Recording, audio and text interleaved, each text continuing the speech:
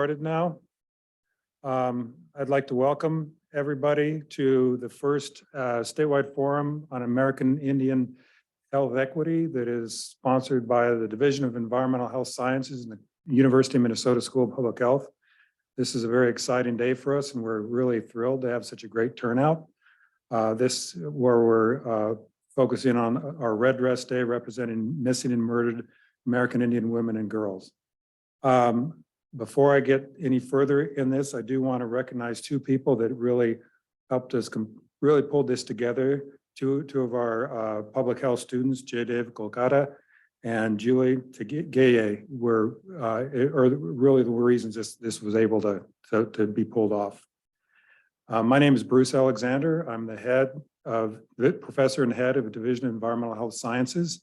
And my main job today is to introduce you to Dr. Linda Bane Frizzell, who is going to lead this program today. Dr. Frizzell.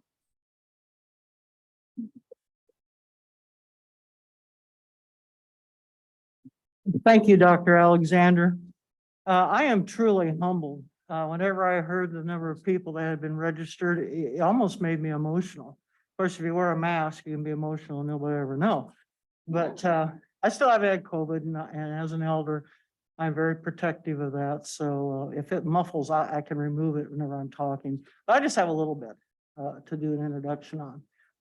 But as we normally do at American Indian gatherings, we have a prayer, which I'm not allowed to do prayers according to my clan. I'm like, okay, thank you. But I would like to read to you our land acknowledgement. And these are words that were given to us, and they are from the Dakota people. The statement is, we acknowledge that we are located on Dakota land. We recognize the vast amount of indigenous knowledge that this land has seen and encourage everyone to be respectful of the distinctive and permanent relationship that exists between Dakota people and their traditional territories. And lastly, we'd also like to pay respect to the elders present and those that have passed. And so this is typically the groups that we acknowledge at any Indian gathering, short of a prayer. So to set the stage for Chairwoman Diver, people have a hard time understanding, and I teach this, we have 6 classes that we offer in the environmental division. And people have a hard time understanding that we're not a racial group. There are 574 federally recognized tribes. Those associations that we have as American Indians relate to those governments. So we have a government standing. We are political. There are specific laws which only pertain to American Indians. There are other laws that not only guide our tribal governments, but all of our 574 federally recognized tribes have constitutions. And that constitution in the protocol list falls right under the US Constitution. And so if you take a piece of paper, and we used to pass these, it's my attempt at doing an organizational chart. So I used a ruler and pen because I don't know how to do it on a computer. But if you divide the page in half, US Constitution, tribal constitution, the other half is blank. Next down for the tribal constitution, you have the highest elected person.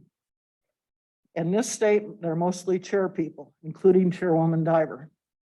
Some states are governors, principal chiefs. I'm Eastern Cherokee and Lakota. And so in my tribe, which is matriarchal, by the way, but anyhow, we use the term principal chief. Whatever the top elected person is, if you go across to the other side of the page, is the President of the United States. That is protocol. People don't understand that, and they argue with me. I'm like, hey, I didn't write the Constitution. There are 3 sovereigns that are listed in the Constitution. Those are federal government, tribal government by name, and state governments. And by rulings from the Supreme Court, we are designated as a political group, not a racial group. As dual citizens, however, American Indians can be listed as a racial group if that's their choice. Everybody is open to choose, but by law, we're a political group. So whenever you do research and the 2020 census, and I certainly don't have time to go into this today, that's a problem. You can email me afterwards and I can explain it to you, but we need to get the accurate information for American Indians and Alaska Natives. We have a fair number of Alaska Natives that live in Minnesota. So anyhow, that's what the law says. And secondly, the tribal governments are not governed by states. We have our own judicial systems. We have our own environmental laws, ordinances, where we have environmental people that are tribal employees that inspect cafes and certifications for whatever to protect the public, both Indian and non-Indian. But this is specific to tribes. So we don't have to be licensed. Every person that's a provider in the Indian health care system, which is the Indian Health Service, federal, tribes and tribal organizations, and urban. I'm very proud to be on the governing board of the Minneapolis Indian Health Board. They were the first ever in this country, and they do wonderful things. But back to what I tend, even in my class, I go off on these tangents. I apologize. I just have stories, you know. Anyhow, so further on, as sovereigns, not being guided by states, Minnesota is a bit irregular. I know that's a shock, but it's called a 280 state public law. I forget the Congress number now, but 280. I'm sure the chairwoman knows it. But that requires our police people to be licensed, just like the sheriff's departments and the county departments are. And both have jurisdiction. It's kind of unusual. And of course, the feds put that on us, but oh, costs money to do this. So that's the big rub. I will stop with my little sidebars. And protocol, who I'm introducing next, is Chairwoman Karen Diver. So without further ado, I mean, she is stellar. I mean, the best thing that ever happened to this university. So take it away. Thank you so much for your kind introduction. So I'm not a chairwoman anymore. It's an honorific that is used by many since I was a previous elected official, the chairwoman of the Fond du Lac Band of Lake Superior, Chippewa. I am joining you from my homelands today. Sorry I couldn't be there in person. So I actually, this issue of, public health and safety for our Native women, it confronted me right in the face as a chairwoman. It was after I was elected, but before I had been sworn in, and one of our tribal citizens who worked in the violence against women space came up to me and said, there's a problem, Karen. Maybe you can finally address it. I've been trying to get some traction with the tribal government, but we don't honor orders for protection that are given out in the state court system. We don't honor them on the reservation. And I was like, why? And she said, it's a jurisdiction issue. It's not criminal law, it's civil law, and the tribe controls civil jurisdiction. And I said, well, do we, through our tribal court, give out orders for protection? And she said, that's the problem. We do not. I've been told that the court doesn't yet have capacity to do that. So it was within my first week in office, I was sitting with the tribal attorney and I said, this problem was raised to me. It creates jurisdictional gaps and I want that fixed.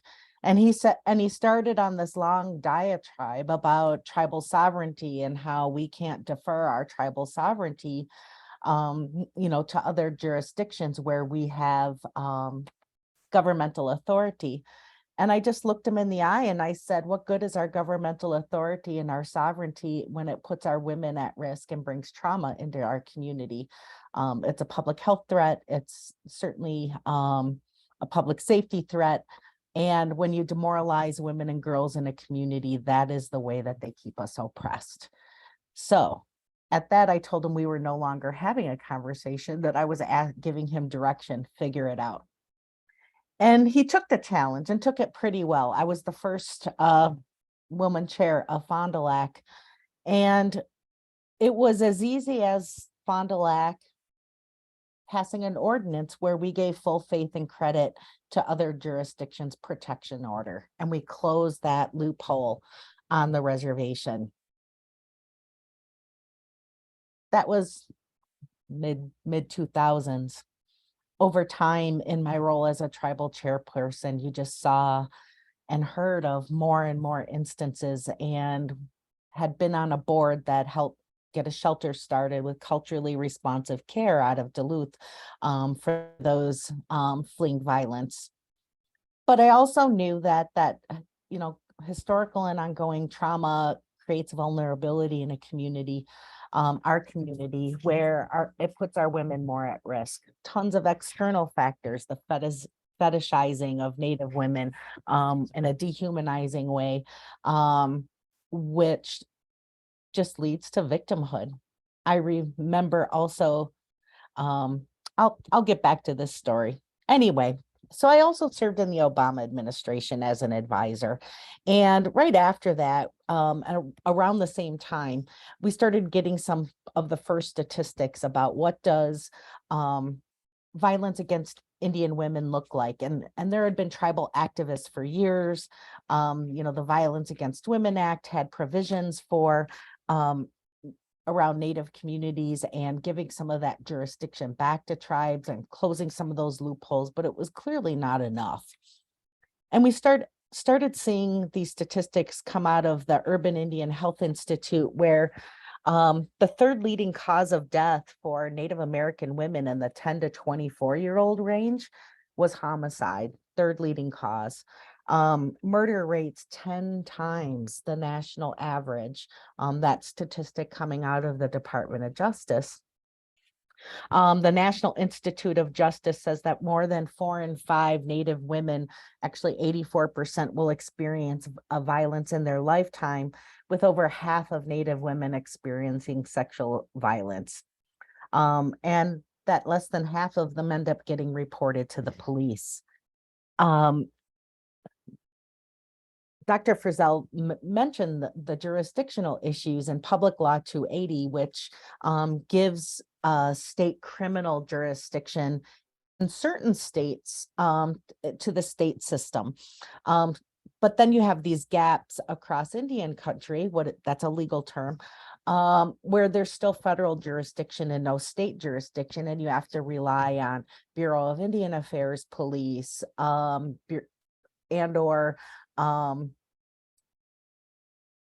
multi-jurisdictional agreements. The feds have to come in and prosecute it.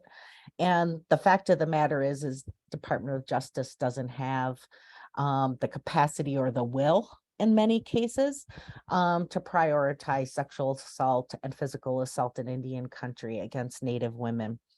There's also continues to be extraordinary data gaps between Native women off reservation and on reservation, when the fact of the matter is more than half of our women do not live on reservations, but yet that data isn't really collected always by other jurisdictions, even though we ask. Then you have interjurisdictional issues just in kind of compiling it. Fond du Lac, for example, had 3 different data collection programs that were used by the various law enforcement agencies, and none of those talk to each other. So while you might be able to pull data, it isn't comprehensive across those jurisdictions. Those systems don't talk to each other. And then you have the Supreme Court, which has very rarely been consistent in federal Indian law, Some of those loopholes have been closed by offering, by confirming that tribes still had jurisdiction, this McGirt case, and had the ability where they have their own criminal court system to actually, for offenses against Native people on the reservation, they could prosecute. But now we have a conflicting court case in some of those jurisdictions, and so we're waiting for resolution for some of those issues. In Minnesota, and the red dress actually came about in, I don't know, the late 2010s, 2018, 2019. It was an artist, Jamie Black. She's Anishinaabe, and an activist out of Canada. And she wanted a visual representation just for the incredible numbers that were we were seeing of missing and murdered Indigenous women. The problem is prolific in Canada as well.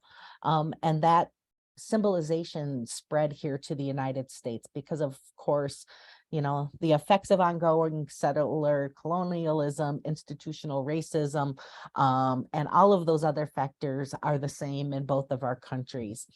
And so you see that red dress as a powerful symbol when they're spread out, and you can say things like each one of these dresses represents 100 women, but yet you see them all. I've been told that the red dress is very symbolic, in part because there's tribes that believe that red is the only color that spirits can see. So it's a way for your ancestors to find their way home, find healing, and also know they're being thought about and not forgotten by their communities.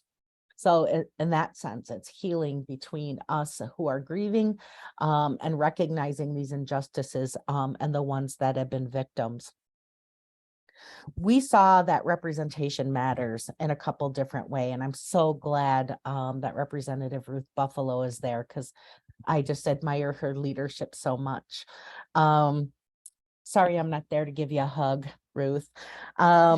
Here in this state, we saw Mary Kunish, a Dakota woman who pushed for several sessions to do the missing and murdered Indigenous women's task force and get that enabling legislation passed. She did it. And what you saw was a broad-based commission that got set up to study it, including tribal leaders, those who work in victim services on reservations, as well as law enforcement across the state, the BCA, and various other players. And they did a very comprehensive report that was, I think, complete in about 2020.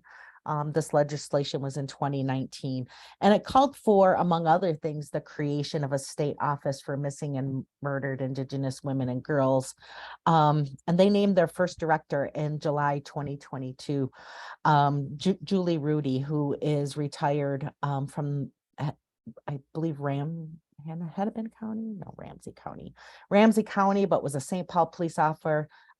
She's an Indigenous woman from this state, retired, and understands all of those jurisdictional issues, but also understands as an Indigenous woman what we see in our communities. And she's been leading that effort now to look at data gaps, systems, and all of those other things that we need to work on. In Minnesota, less than 1% of the population is Indigenous women, but about 8% of the women and girls that are killed in the state. And at any given time, there's about 27 to 54 Native women who are missing in this state. So it is a public health and a public safety issue. You see these efforts around kind of getting our institutions in line. This is an institutional problem in terms of data, response, coordination, jurisdiction, all of those things. We had 4 Indigenous women that were congresswomen, one of which was Deb Haaland, who is now the Secretary of Interior. And they sponsored the Not Invisible Act, which at the federal level mirrored a lot of the work that went into the Missing and Indigenous Women's Task Force here in the state. And they got that act passed in 2019. And it called for the creation of a commission, which is now actually convened and chaired by Secretary Deb Haaland, Laguna Pueblo. And it is direction to Department of Interior, which runs the Bureau of Indian Affairs Police, as well as the Department of Justice. And the commission needs to help to, first of all, they're doing listening sessions across the country, but they're developing legislative and administrative changes in order to bring the resources to bear across federal programs, but they're also tasked with filling in those data gaps. Of course, Native women are also subject to human trafficking as well, preying on vulnerability of our folks who in too many instances have mental health, chemical dependency, poverty issues, and it makes them additionally vulnerable. Looking at capacity of law enforcement in Indian country and also those interjurisdictional agreements, and then also making sure they're engaging tribal governments and that they're including them on violent crime investigations and prosecutions. And the representatives of this commission at the federal level are various agency officials as well as tribal officials and victim advocates. So we see movement. One of the primary things that I end up getting, interested in is, as a government person, is what are the policies, what are the processes, what are the barriers, who needs to be at the table, who can show leadership on this from the communities that are affected. And we're finally seeing that movement at a state level. Minnesota's not alone. We see it in many other states that are starting missing and murdered Indigenous women and girls, as well as Two-Spirit. Some of them say missing and murdered Indigenous women, girls, relatives, because our men are victims as well. I do want to make one point though, is please don't think that the victimization rates are the problem of Indian country. The majority of the crime that happens against Indigenous women and girls is not race on race crimes. We do exceed the average for domestic violence and intimate partner violence. And that's just a part of that kind of colonization, systemic oppression that kind of gets internalized into our communities. The very last thing I'll say before I turn it over for the rest of the program is one of the things that public policy advocates and researchers like to talk about in Indian country is, our historical trauma, We're still carrying our historical trauma and studying how it affects, changing, our DNA and how it embeds and gets carried in generations. That's all true. That is all true. And these are learned behaviors. They are learned behaviors when violence was used in the boarding schools, when there was disassociation from community and identity, the resulting mental health issues that come from that. Yes, persistent historical trauma. But it lets us off the hook for what's happening today. These statistics are from today. So you need to add to the burden of the public health issues that are facing Indian country and the public safety issues is contemporary trauma. We carry all of it from before, and it keeps getting added to in a current way. These conversations about how do we stop that so that we're not adding contemporary trauma to these next generations through these effects of colonization and systemic racism. So thank you all for your interest. Thank you all for being there today. And thank you for helping us work on solutions to what's happening in Indian country to our women, girl, Two-Spirit relatives.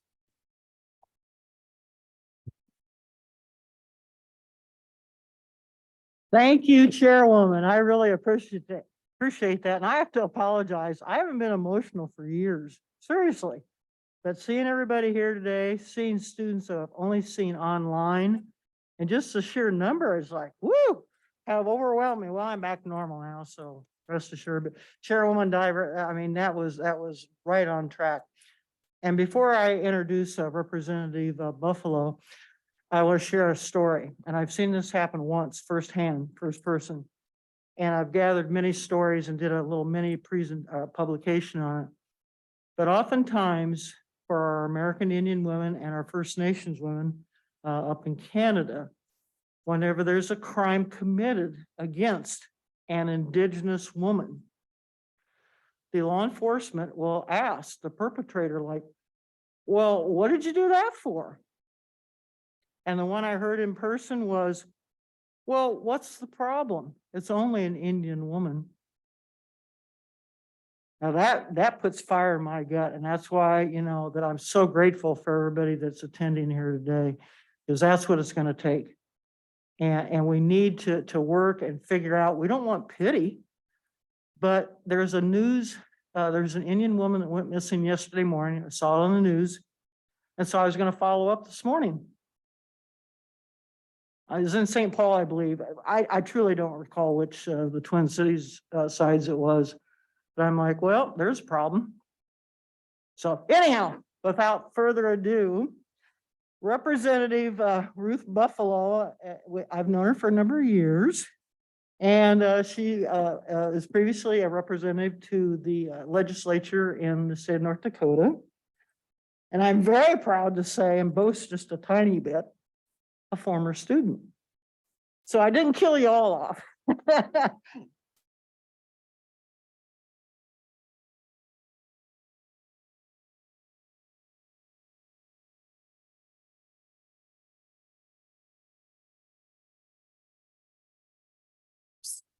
All right.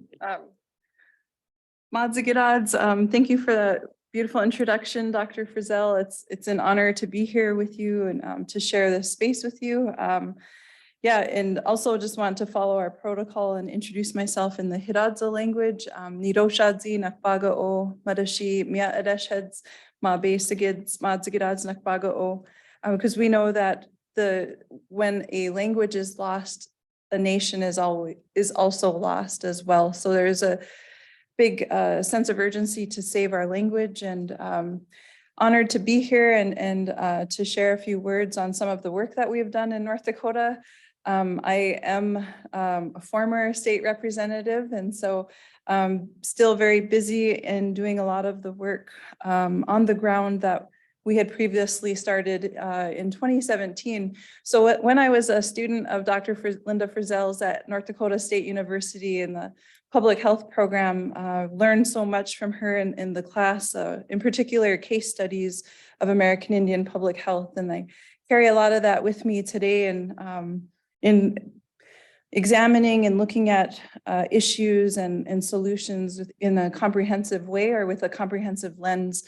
So while I was at United Tribes, I also worked at a tribal college for 7 years called United Tribes Technical College, and I led a wellness program there and did a lot of prevention and health promotion, and really got my learned so much. But you know, from our lived experiences, unfortunately, as a Native person, you know, I wasn't able to meet my grandparents because they passed away at a young age. My grandma didn't survive breast cancer, and my grandpa died or passed away 6 months after she did, and they say from a broken heart. And so a lot of my lens really focuses, my worldview focuses on came from or is grounded in our tribal rural communities. I grew up in Western North Dakota, a very small community located within the Fort Berthold Indian Reservation. And my grandparents suffered or endured a huge life-changing event that I believe contributed to, you know, their years of life lost and dying young. You know, unfortunately, as Native people, we have high rates of premature death, but I know I'm preaching to the choir here at School of Public Health, so it's really good to be amongst public health colleagues and professionals.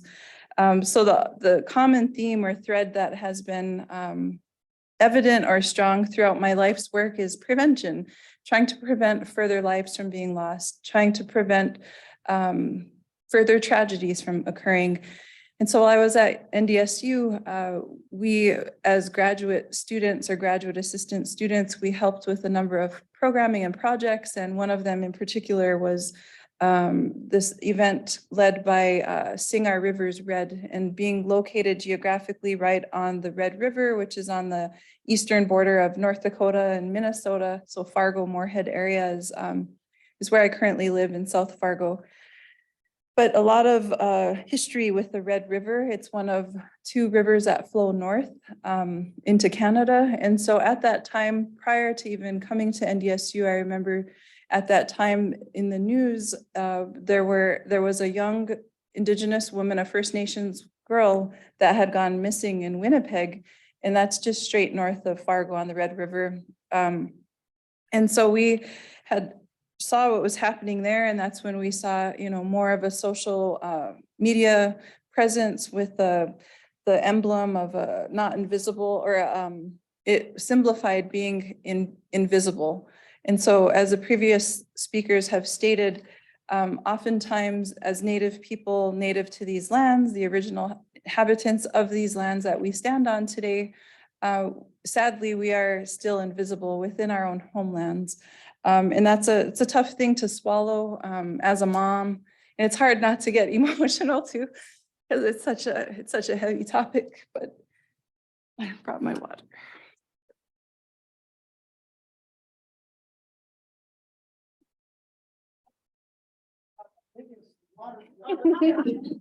Right.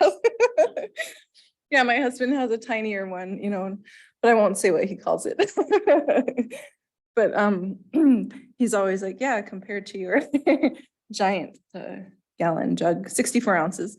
But yeah, so it's this work is personal, I guess you can say, because as a mom, you want to protect your children, your families, your communities. And so first sort of caught wind of what was happening in Canada, and we know Canada is sort of leaps and bounds ahead of what we are doing here in the United States. And so it was striking to learn that the community members in Winnipeg were actually combing the lake where the Red River ended. There's this big lake in Winnipeg, and they were combing the river on their own with their own boats and things, and trying to help find this young lady. And so it just was striking to see that, shocking. And so little did we know that August of 2017, a lot of us would be in the forefront of helping find Savannah LaFontaine Graywind, a young Indigenous mother enrolled in the Spirit Lake Nation. Her parents, one is enrolled in Spirit Lake and the other is in Turtle Mountain Band of Chippewa Indians. And so as that week progressed, I just remember thinking, we have to do something, and this is right here in Fargo. Had never met her before, and nor her family, other than at the search site, I was able to get reunited with one of her uncles, who I used to be a tutor with when I was going to Concordia College in the area in Moorhead, and I was an Indian Ed tutor while I was going to school at Concordia College. But so what we saw, so I just think I'll share briefly of some of the things that we did locally, and then how I became an elected official, and the local task force that we formed out of the result of Savannah's murder. We knew we had to do something and take action, and we were watching also what Minnesota was doing, and we saw that the first try, it failed. It didn't pass in the state legislature to get a missing and murdered Indigenous relatives task force here. And so what we did at a local level is we formed a local task force. At the time I was sitting on the Fargo Native American Commission. And so our first convening just so happened to be a few days after Savannah's body was found in the Red River. And so during that commission meeting, I suggested we need to do something. What are we going to do? And so the Native American Commission is underneath the city of Fargo's umbrella. And so from there, we had further discussions with the mayor and law enforcement and other stakeholders. And what we landed on from the community's input was that we needed to have this local task force separate from any governmental entity, whether it was city, county, and state. And so that's what we did. We kept it very grassroots. And met rain or shine, monthly at the Plains Art Museum. And so from there, after I won my election in 2018, the local task force that I'm doing, long story short, gave me a package of bills, sent me to Bismarck with that six bills in a package that focused on human trafficking prevention and awareness, that focused on data collection, that focused on law enforcement training regarding missing and murdered Indigenous people, is what we have it termed as in North Dakota, and people as to include all genders. And if you are familiar with the political landscape in North Dakota, we're a very red trifecta.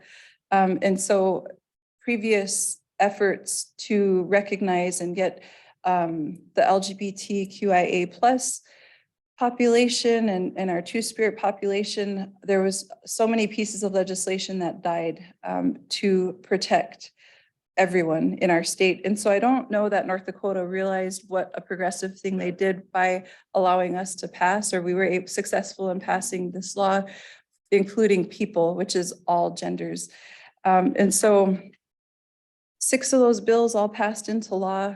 Conversations later from a mentor said, we were just happy if one of them were able to get passed. And I was like, what? You guys should have told me that, But the process is an interesting one. And so through this work, we make sure that the survivors, the families, their voices are front and center and guide this work. In looking back at the path that we took from taking action, helping with the family, and connecting with the family. No one had done that previously when we were, helping with the search.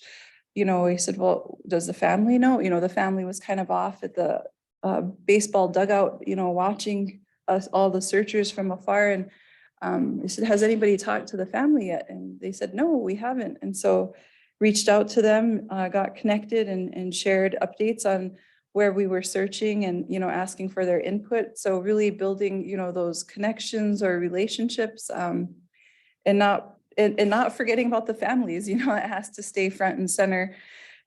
So really trying to cover a lot in such a short amount of time, but just wanted to really make mention of the importance of humanizing this issue, even though we are dehumanized or oftentimes not considered human. And I know that you work a lot with data. And so when I was in grad school with public health, I had very strong interest in traffic fatalities and preventing traffic fatalities. I had a baby sister that didn't survive a car crash, and she was only 19 years old for 1 month. And so we were, through advocacy, we were able to get that same road where the crash happened widened. It's not going to solve the problem. It's not going to stop people from driving intoxicated, but it's still one solution.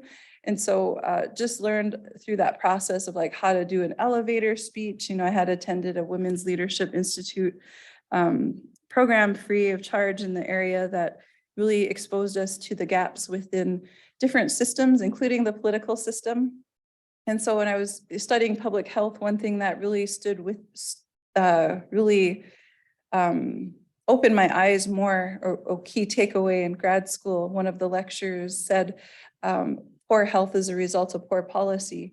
And so from that, I used that in it gave me the extra fire to connect the dots. I was involved with different activities and trying to bring change to our communities because we see it firsthand of losing loved ones, far before their time.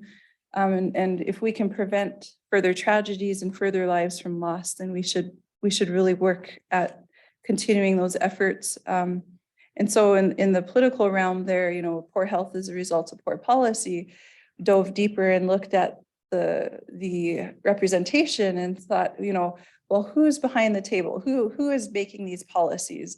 Are they reflective of the communities they represent? And so that was some of the eye-opening things that we learned along the way in public health. And with the work we've done with missing and murdered Indigenous people and relatives, it's again to raise awareness. And looking back on it, what I was going to share earlier is that the 10 essentials of public health, that circular model, it actually really, we actually followed it without without realizing it. We mobilized the community, we took action, we assessed what was happening. We saw there was a lag in law enforcement response to when a Native woman, a Native individual goes missing. And you start to ask these questions, why is that? And it really is hard to swallow sometimes. And I think a lot of people are fearful of a number of things as to why they don't stand up and ask questions, whether it's retaliation or X, Y, and Z. But we really do need to ask these questions and have these conversations even within our own networks and households, and ask, there's a Native person missing, or, a Black person. Like, I also want to acknowledge and lift up the efforts here in the state of Minnesota with having now a missing and murdered task force that is specifically focusing on our Black relatives as well. So that's important. And that's exactly why we took action in forming a local task force, was that the family of Savannah LaFontaine Graywind believed the police didn't act swift enough in her case. And she does have a baby. She was, basically murdered for her baby, her daughter, and the daughter is doing well and is with the family and with the grandparents spend a lot of time with her. But yeah, that I don't want to really mean to be talking at you, and would love to engage in further conversation. As Chairwoman Diver had mentioned, the Not Invisible Act Commission, I'm one of the appointed commissioners, and we will be hosting field hearings across the country to listen and learn from the communities, and really encouraging everybody to attend those if you can.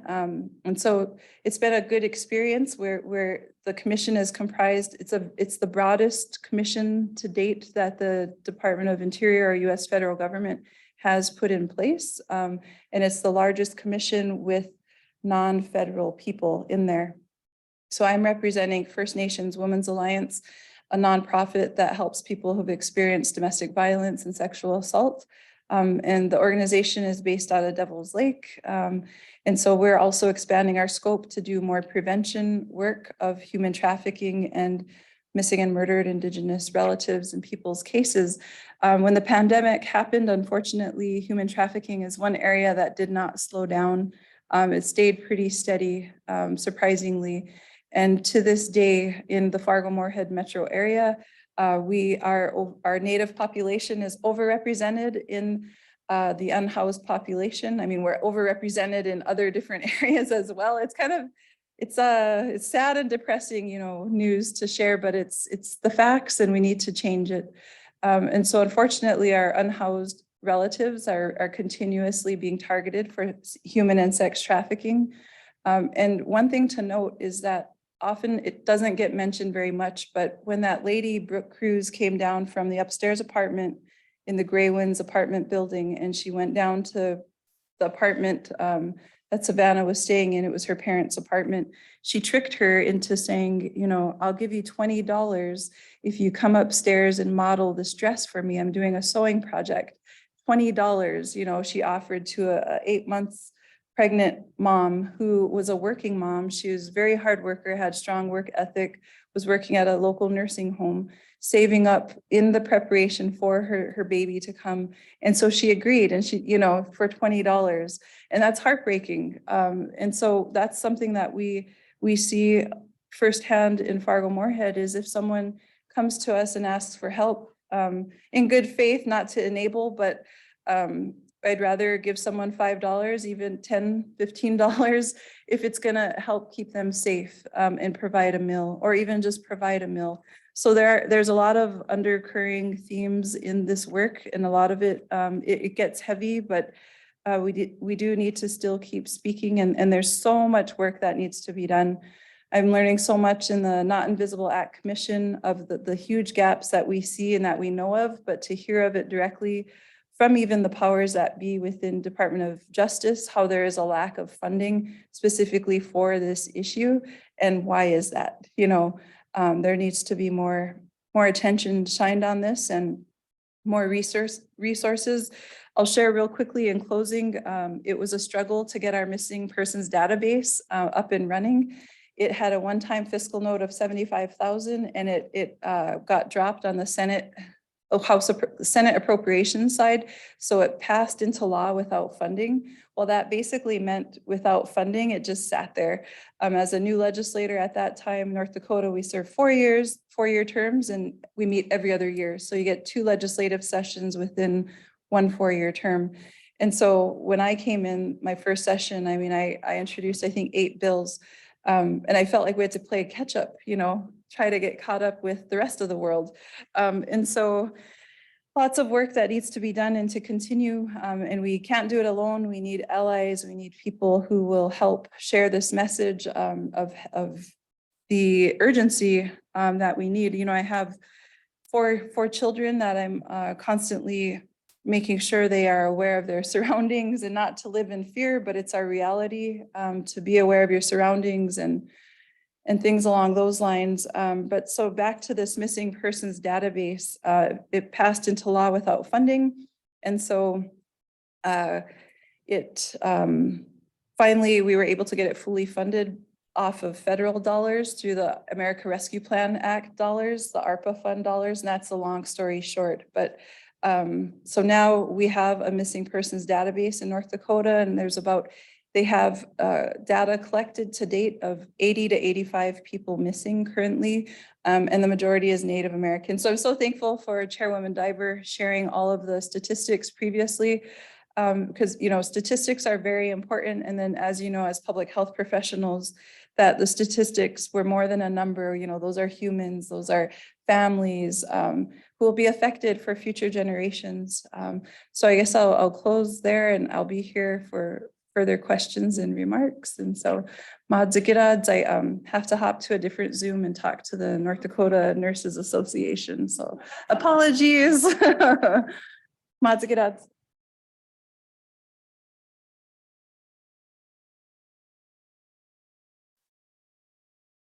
Wow, that was super. So next, we're gonna have the person that put all this together and her students, and I'm like, thank goodness I have colleagues like this, and did all the work. I mean, I can claim nothing. That's Dr. Dana Carroll. And she's like Superwoman plus, and all the accolades that can go with that. And so she's responsible for, you know, getting everything set up and everything. So I can't thank her enough. And incidentally, we do offer 6 classes in American Indian Health and Wellness. And we offer an additional one in health equity, which Dr. Farrell teaches. So that's where we're at right now, hoping to add some more in the future, but, and we'll be around. We have tables, and I think, Dana, you'll explain that, the tables.